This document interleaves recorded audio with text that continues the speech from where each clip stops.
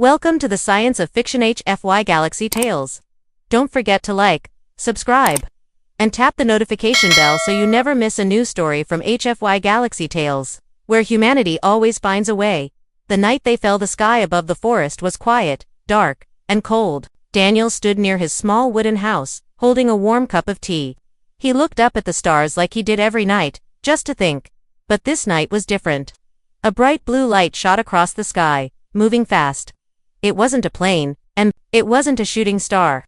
Then, it exploded with a deep, rumbling boom. Daniel dropped his cup and ran toward the sound. Smoke rose from behind the hill near his backyard. He grabbed a flashlight, heart beating fast. He had no idea what he would find, but something told him it wasn't normal. He climbed the hill and stopped. His eyes widened.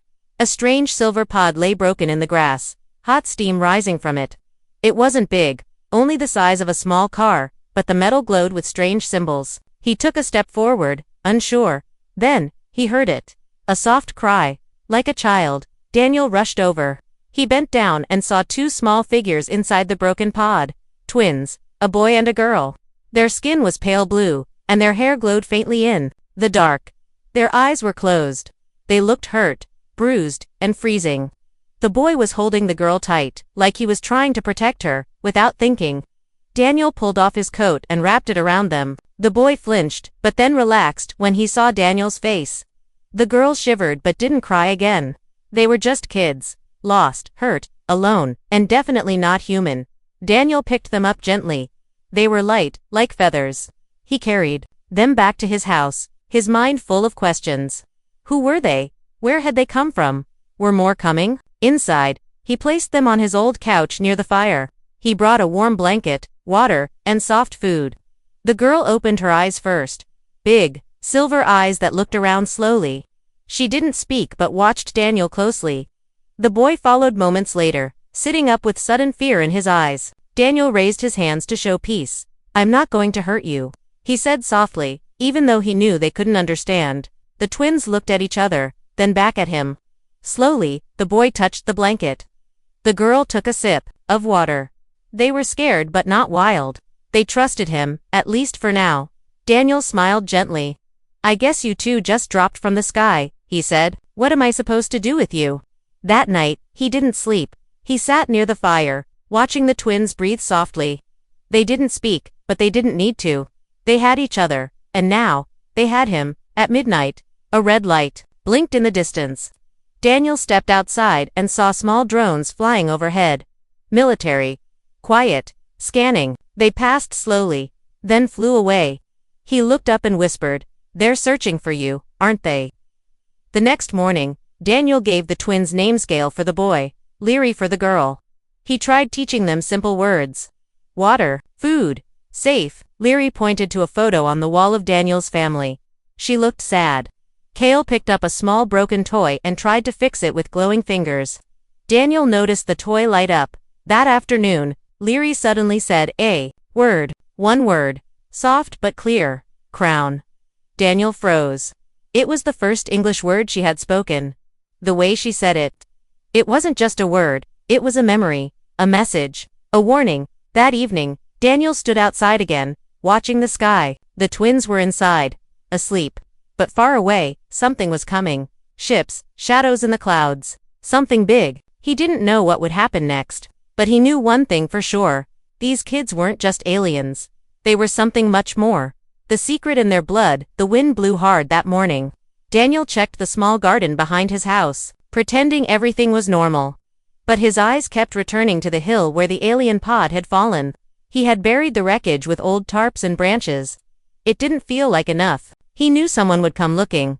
Inside, Kale sat near the heater, holding a wooden spoon like a sword. Leary quietly drew symbols on paper, her fingers glowing softly.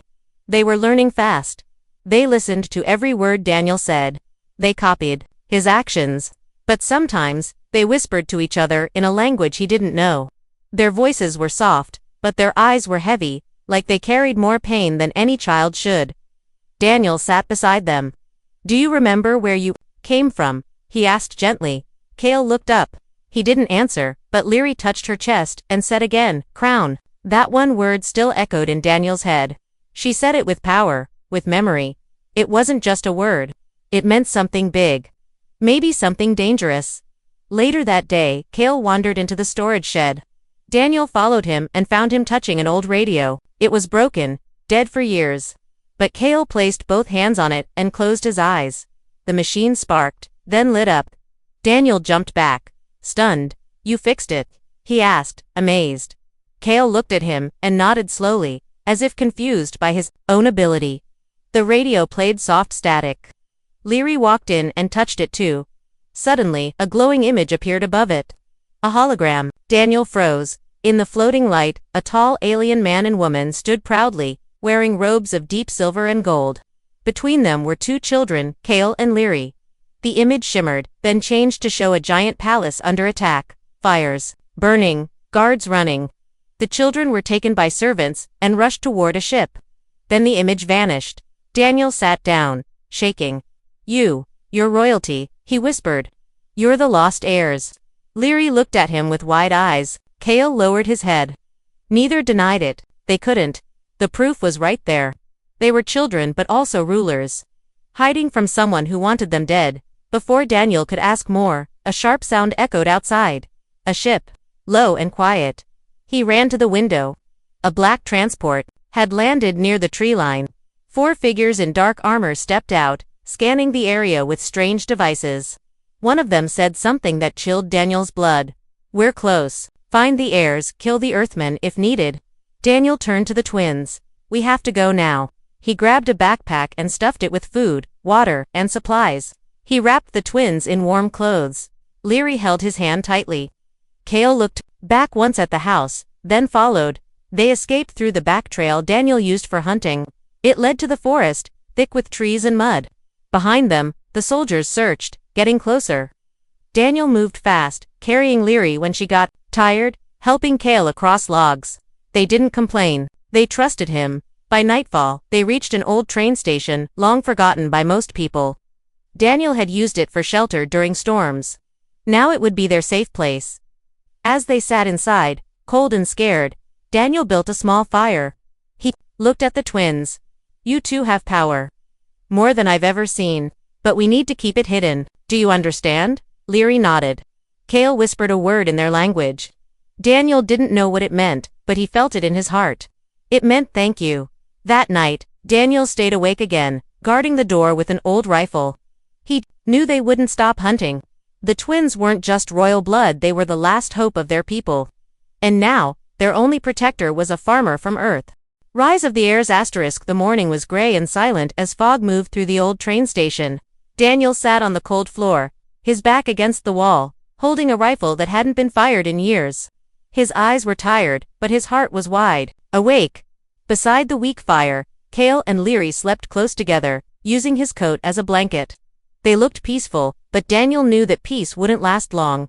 He stood slowly and walked outside to check for danger. The forest was still, but something felt wrong. The birds were gone. Even the wind had stopped. Then he heard a deep hum in the sky. He turned and saw it, cutting through the clouds. A dark battleship, huge, silent, and deadly. It hovered, like a predator waiting to strike. Red lights moved along its sides like eyes watching the ground. Daniel rushed back inside. "Wake up," he said firmly. "They've found us." Kale's eyes snapped open. Leary sat up, heart pounding. Daniel threw supplies into a bag and opened the hidden tunnel beneath the station. It was old and dusty, a mining passage from long ago. It was their only chance. As they climbed down, a blast shook the earth above. The sound of metal feet hit the ground. Soldiers had landed. Voices echoed as they searched the station. "Scan for royal DNA," one said. "Eliminate the human." They moved through the tunnel, each step shaking with the sound of explosions. Above, Daniel led the way, his light flickering. Kale held Leary's hand tightly, guiding her through the dark. They didn't cry.